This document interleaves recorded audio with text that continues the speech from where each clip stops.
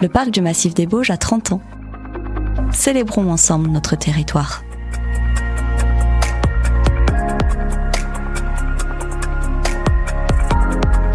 Alors, la mission éducation, c'est une mission qui permet vraiment de rassembler plein d'acteurs autour de la table, de permettre la rencontre.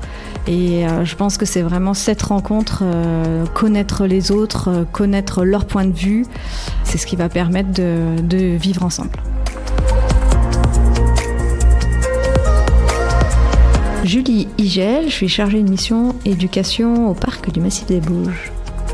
L'enjeu pour la mission éducation sur le Massif des Bauges, c'est de faire en sorte que tout le monde vive en harmonie.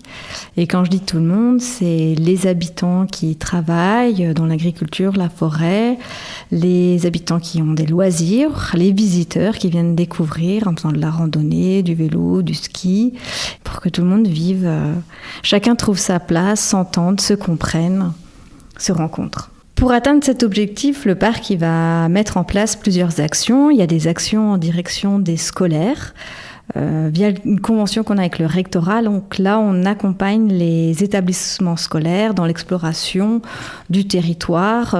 L'enjeu, c'est d'en faire une véritable salle de classe à ciel ouvert.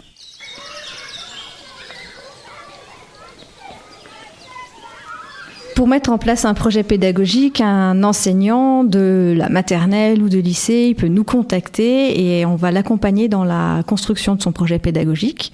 Il va choisir le thème de travail, ça va de l'architecture de mon village, la faune de mon village. Voilà, il y a vraiment tous les thèmes du parc qui sont traités et le rôle du parc, c'est vraiment de le mettre en lien avec les acteurs de l'éducation du territoire qui vont enrichir son projet et lui donner des idées, des actions qu'il va pouvoir mettre en place. Et il y a bien sûr un budget qui va lui permettre de mettre son projet en place.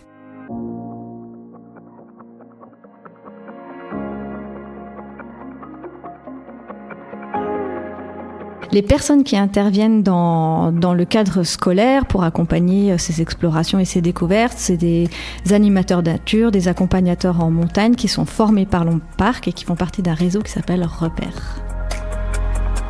Le réseau Repère, c'est un regroupement d'éducateurs à l'environnement qui sont chapeautés par Julie Igel qui bosse pour le parc. Sylvain Lacchia, accompagnateur en montagne et membre du réseau Repère. Alors Julie nous met en lien avec les écoles, nous propose des sorties, nous propose des accompagnements en fonction de thèmes sur lesquels on a travaillé. On a travaillé en groupe sur certains thèmes et donc du coup elle appelle ceux qui ont bossé sur ce thème. Moi j'ai bossé sur les oiseaux, sur leur paillage, sur les contes et légendes, sur l'émerveillement de la nature. Ce qui me plaît aussi dans ce réseau Repère, c'est que régulièrement on nous propose des formations vraiment diverses et variées. Cette année, dans le cadre des ABC, j'ai pu suivre une formation sur les hirondelles et les martinets, sur les punaises et les araignées. Bref, on est tout le temps en formation et on est tout le temps en train de se former, ça c'est génial.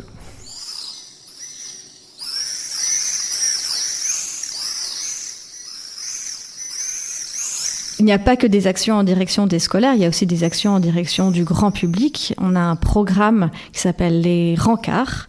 Là, ce sont des rendez-vous qui mêlent art et science pour découvrir tous les patrimoines et pour permettre aux habitants de redécouvrir leur territoire. C'est vraiment un programme à destination des habitants et qui s'arrête d'ailleurs l'été.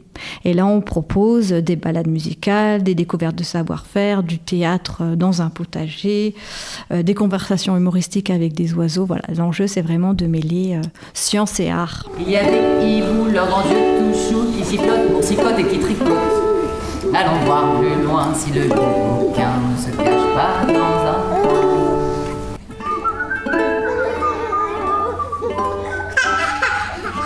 Et alors le chevreuil, il a quoi sur la tête? Des cornes? Des bois? Ouh là là, mais alors c'est des cornes ou c'est des bois qu'il a sur la tête? Le programme d'animation, il va s'adapter en fonction de l'actualité. Aujourd'hui, on parle beaucoup de l'eau, du partage de l'eau, donc on va mener des actions de sensibilisation autour de ce thème. La forêt aussi, c'est un enjeu fort. Donc comment est-ce qu'on peut faire comprendre la gestion forestière ? On va mener des opérations comme Vie ma vie de bûcheron et dans le cadre scolaire, le bois ça vous branche pour faire découvrir les métiers et la gestion forestière.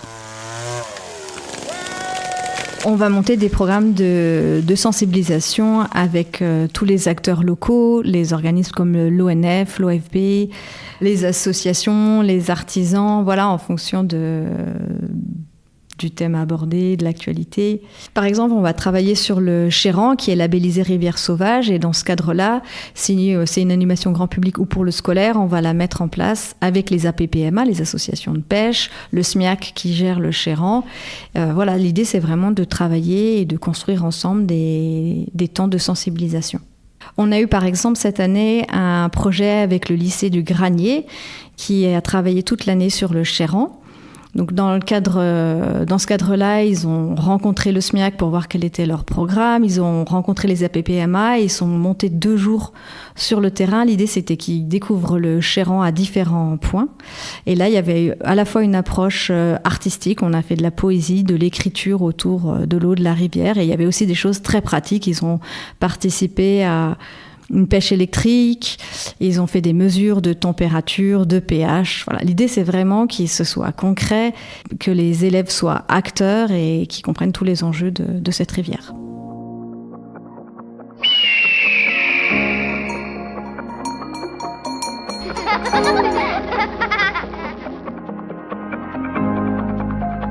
Le parc du Massif des Bauges a 30 ans. Venez célébrer cet anniversaire le samedi 20 septembre de 14h à minuit à la Maison du Parc au Châtelard. Retrouvez toutes les émissions du Parc du Massif des Bauges en podcast sur www.radioalto.info et sur la chaîne Spotify du Parc.